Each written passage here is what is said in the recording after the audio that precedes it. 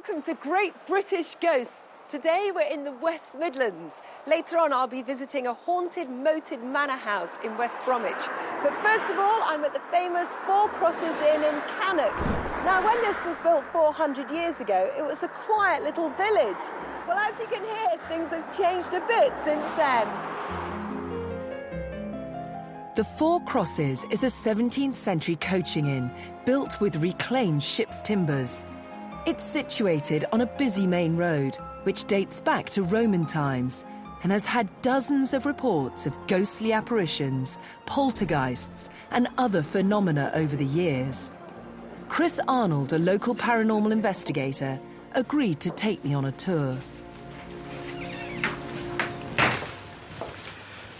OK, Michaela, welcome to the Four Crosses in Cannock. This is a 17th century coaching inn built in 1636.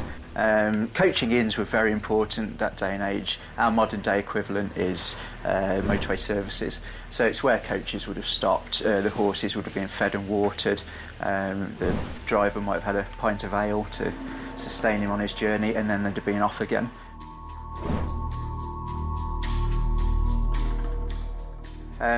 It's not a famously haunted building, but we've been investigating it for years. We think it's a bit of a hidden gem in the paranormal world, and we think it's an important part of haunted Britain. But to start the tour, I'm going to take you into a strange place to begin, the ladies' loos. OK. OK. Would you like to follow me?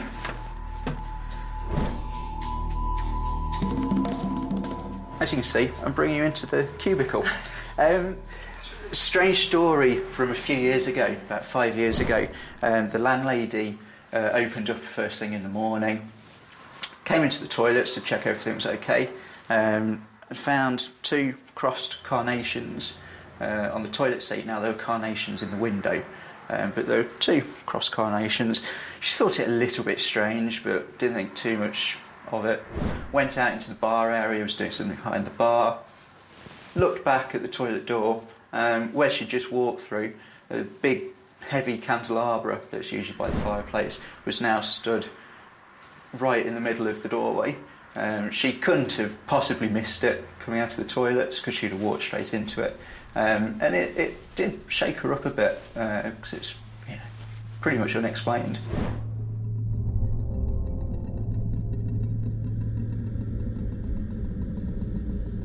The other thing in here, if you excuse me just a second. Women have been sat in here, obviously, and have often reported hearing the sound of children crying, muttering, just very faint sound. But enough women have have heard this to make me think there might be something in it.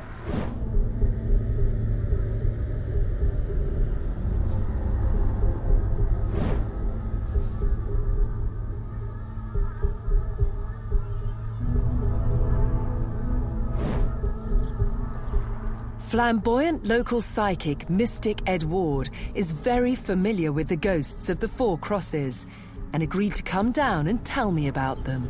I've had many experiences here at the Four Crosses. They're not nasty experiences either.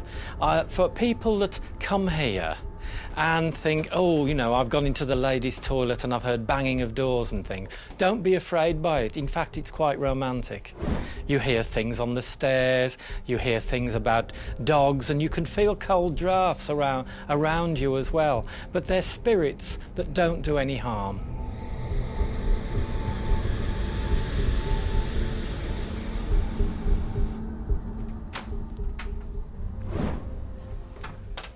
OK, Michaela, this is the snug area of the bar. In here, as in, I think, pretty much every haunted pub that I've ever been to, the story is always the same, that behind the bar, people have seen glasses flying off the shelves. So not just falling off, actually flying? No, actually flying off, and glasses moving about the bar by themselves. Just kind of typical poltergeist activity, we would call it. I'm going to take you up into the main bar area now. Now this area just hasn't changed in hundreds of years. Behind me, if you look here, you can just about see the outline of what was the main entrance to the Four Crosses. Now, as you can see, it backs out onto the main road, and quite a few deaths have occurred over the years because people have had a bit too much to drink, staggered out through the main entrance, not looked whether there was any traffic coming, and have actually been killed. Tragically, there was a child in the 1980s who was also killed that way. So that's why they've walled the whole thing out? That's why they've blocked it up and why we now enter the pub through the other side.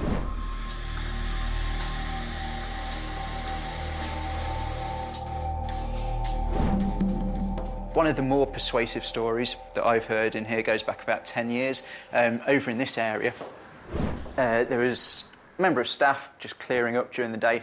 She looked up to see a teenage girl dressed in very ragged clothing, barefoot, just standing staring at her. They looked at each other for a few seconds, and then the girl, very calmly, turned round and just walked through this wall and disappeared. What did the member of staff do? The member of staff promptly quit her job. Really? It hasn't returned since. Freaked her out completely? I can't say I blame her. I must say, it's one thing seeing glasses fly off walls, but to see actual apparitions walk through a wall is quite scary, isn't it? Yeah, I think that's the holy grail for any paranormal investigator like myself, is to see that full-body apparition. Unfortunately, it's a very rare occurrence, and I'm still waiting myself. Also in this area, people have heard footsteps running up and down as if it's coming from the floor above. They've gone up to investigate. There's no one been there. Very strange. And a lot of people have heard that? A lot of people have heard that, yeah. What's upstairs then? Well, I will show you if you'd like to follow me. So it's quite an active pub. Quite a lot going on. It's certainly active, we think. So, it's just through here. There's a story when we first moved in, the chap from the brewery, Marston's, he was looking at some of the bed and breakfast upstairs, wasn't he? Yeah. And he wanted to go into some of the rooms, and he actually tried the door on room number 3, was it? Yeah, room 3. And he heard a lady's voice saying, "Just a minute." And he come down and spoke to Jodie. He said, "There's somebody in room number 3." And she goes, there's nobody in there, there's nobody stopping over. So she took the key up to him and he opened the door, and there was nobody in the room. But there was actually him and a contractor, wasn't there? Contracts manager, yeah. And they both heard the voice say, "Just a minute." So... How did he react to that? Well, you said his face was like... very shocked. He was like, I can't believe that. Yeah, I couldn't believe it. For somebody to knock on door room number 3 and they open the door, they hear a voice, and then there's nobody there, that is the time when you have to remember that we have a sense of humour on the physical plane, and so do spirit. When I've passed over into the spirit world, I'm not losing my sense of humour. I shall come back and make everybody laugh. I shall stand at the end of the bed and go, "Yoo-hoo!" And that's what spirit do.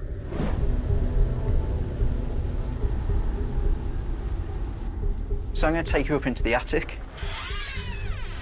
While we were coming up here with a group of members of the public a few years ago, the whole group heard someone call out, "Who's there?" We don't know who said that. There was no one else in the building. It remains another unexplained voice. But in the attic area, story goes that this is where prisoners would have been kept. So when the coaches came in carrying prisoners, they obviously needed to keep them in a secure environment, and they housed them up here. And this might explain some of the voices that have been heard, some of the activity.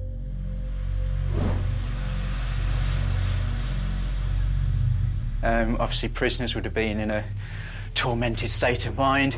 If we go back to the stone tape theory, maybe that emotion was kind of soaked up by the beams. No one knows, but these are all theories that possibly might fit. And of course, no proof, but some of those prisoners could have died up here. Exactly, no proof at all, but, you know, if that was true, then it's more than likely. We was sat down here the other night, wasn't we, when we'd finished a few nights ago, and we'd done all the cleaning. I was sitting by the fire, and it was like somebody was running up and down the landing upstairs, but there was no one up there. So that You could hear the footsteps of them running and things. Yeah, like them running up and down, were they? So how do you feel now about being landlord and landlady of a haunted pub? I think if we listened to everything that we heard, I don't think I'd stay here, to be honest. But because I think if I was to see something myself, I think I'd be like, oh my God. But up until now, I'm trying not to let it bother me too much, else I'd be really like worried. The Four Crosses, in my mind, is one of the most haunted inns that I've ever been in. It really is, without a doubt. The things that people have said to others have happened to me. Dogs, children on the stairs, things happening in the ladies' bath, toilets, you name it, things happening in the bar, noises in the middle of the night. It is not unreal, it is very real and not to be feared.